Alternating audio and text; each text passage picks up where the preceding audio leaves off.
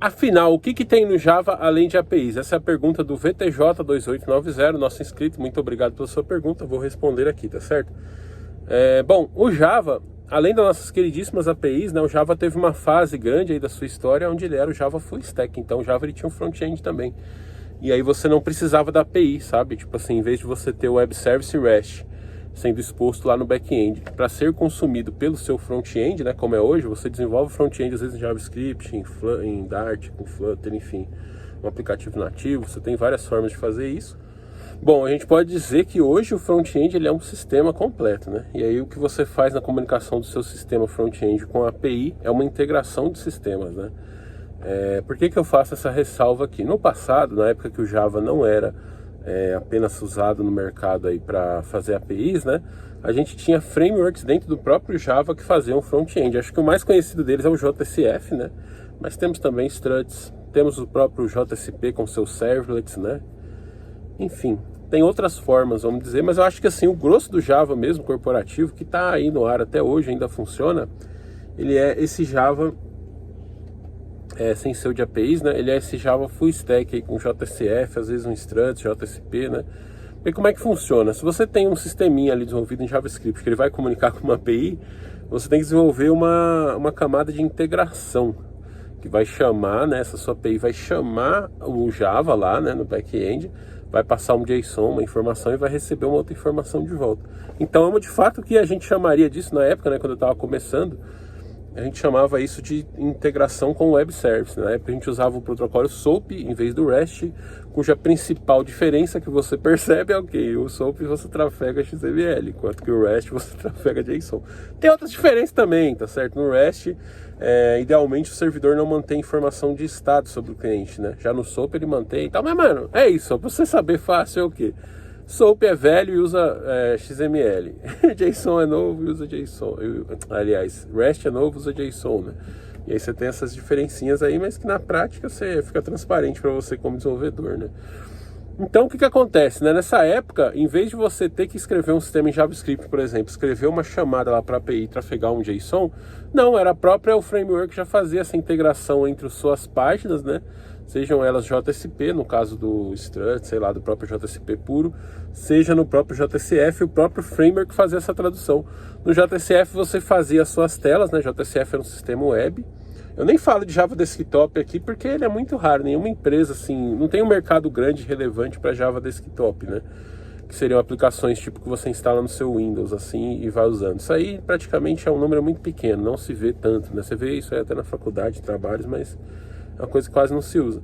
Mas no Java Desktop ele também tem isso. Como todo sistema ele é feito em Java ou em frameworks de Java, essa conversa entre o seu front-end e o seu back-end, né, não precisa de API, porque é direto. Tipo assim, você vai lá no JSF, você escreve sua página HTML, estiliza ela com CSS, pode pôr um JavaScript para fazer Ajax, essas coisas.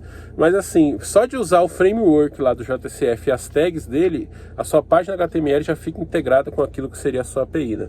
No caso é uma classe, né, que a gente chama no JSF de ManageBean, é uma classe específica do JSF. E aí você declara lá o seu input, por exemplo, você tem um input do tipo pessoa, aliás, do tipo texto do nome, né? E aí aquela é uma classe, uma tela de pessoa, por exemplo. Aí no seu bin você vai ter um objeto lá do tipo pessoa com a propriedade nome, e aí o JSF faz essa integração para você. Você põe lá e o JSF já sabe o que ele tem que fazer, né?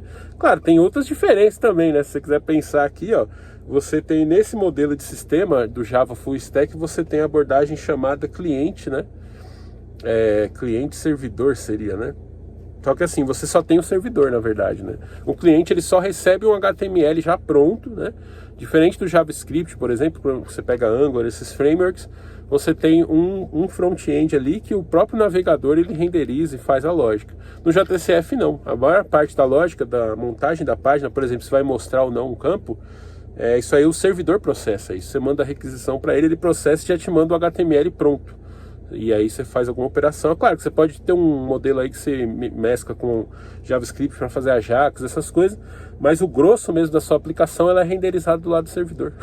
Tá ligado? Então o servidor ele já te mandava ali um HTML. Isso fazia o quê? Tinha uma grande vantagem, né? Que você não precisava atualizar suas aplicações clientes, né? Mas você tem uma grande desvantagem que você precisa de servidor mais parrudo. Tanto que o sistema JSF ele é mais lento. Se você acha o Java lento, provavelmente você teve experiência mexendo com o sistema em JCF, porque às vezes a empresa não tem aquele servidor parrudão, né? E mesmo que tenha, o JCF ele é meio ruim de performance, assim, né? Tudo é renderizado no servidor, então você clicou no botãozinho, vai abrir outra tela, ele vai no servidor, o servidor processa aquela tela, gera o HTML, manda para você, aí você faz e tal, né? Então esse é um mundo obscuro do Java, vamos dizer, né? Além das APIs, né? Porque no caso das APIs você tem outra coisa, você tem dois sistemas, a API, o back-end é um sistema rodando e o front-end é outro, né? Seja esse front-end um JavaScript para rodar no browser, seja um JavaScript responsivo que roda tanto no browser desktop quanto no browser do navegador, seja um aplicativo, né? Então você tem essas diferenças, o que no meu ponto de vista é muito estranho, porque quando a gente viu a migração, eu vi um pouco disso, tudo bem, quando eu comecei já era sistema web, mas o sistema web ele era novidade da época, né? Mas assim, a gente viu uma migração porque antes você tinha o padrão cliente-servidor, onde você tinha um parecido com o que é hoje, você tem um servidor e aí você instala uma aplicação no seu cliente e eles fazem a comunicação. E aí sempre que você precisa atualizar, você tem que sair atualizando todas as máquinas clientes. E aí na época que se migrou para esse modelo web, né, com o Java Full Stack foi parte disso, um dos grandes argumentos em favor de fazer essa migração é que, mano, agora você não precisa mais atualizar seus clientes, cara. Agora você só atualiza o servidor e aí todos os clientes ficam atualizados, né? Só que aí com o tempo, com o advento dos celulares, principalmente, veio de novo, né? A gente voltou para o paradigma de cliente e servidor. Hoje, se você atualiza a sua API, você precisa que os clientes, cada um atualize a sua estação, né?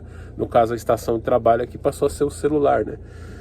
Mas, enfim, eu acho que é isso, né? Claro que o Java ele tem outras coisas também, né? Além da API, além desses sistemas full stack, ele tem algumas coisas de processamento lá, em processos de segundo plano, né? Que você pode ter, por exemplo, eu trabalhei uma época numa operadora de telefonia, que a gente precisava processar grandes volumes de dados. Era justamente na época que estava tendo aquela virada, né? De celulares antigamente eles tinham só 8 dígitos, e aí nessa época foi colocado o 9 na frente. Então a gente precisava processar milhões de registros para fazer essa atualização. O número do cara era um número lá com 8 dígitos, você tinha que pôr o 9 na frente e atualizar os sistemas.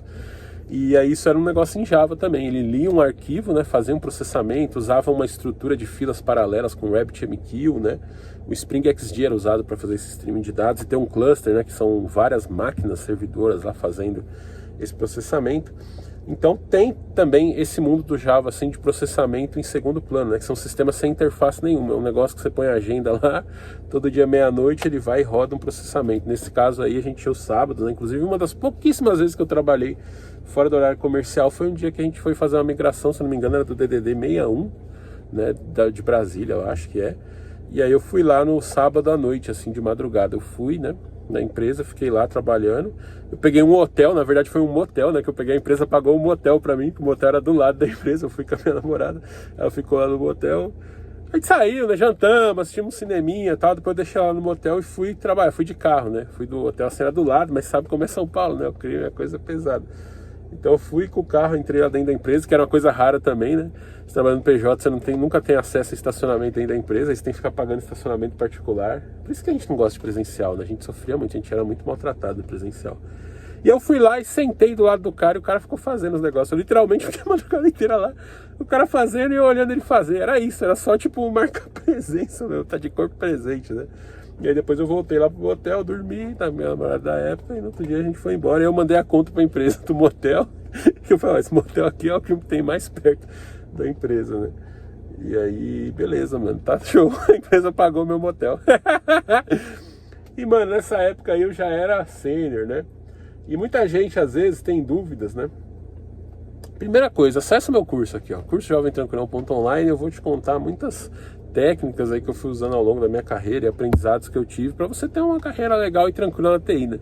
Se tem uma coisa que me espanta é quando o pessoal fala que a TI é uma área muito puxada, assim, muita carga de trabalho, que o programador não tem vida, não sei o que. Eu falo, mano, eu acho a área de TI tão relax, cara, tão sossegado, ainda mais hoje que pode trabalhar em casa, né? Então acesse esse curso aqui para você saber como ter uma carreira de TI tranquilona, tá ligado? Relax. Agora, a gente vai continuar esse papo aqui falando do seguinte, né? Como é que, se você é um estagiário, como é que você sabe que você é um júnior, né? Então eu vou contar um pouco aqui dessa diferença para vocês, né? Vou falar para você saber uma técnica infalível também para você descobrir logo logo se você é júnior, se você é pleno, se você é sênior, se você é estagiário, o que você é, tá certo? Mas para isso você vai precisar clicar no card aqui, ó. Vem cá que eu tô te esperando lá.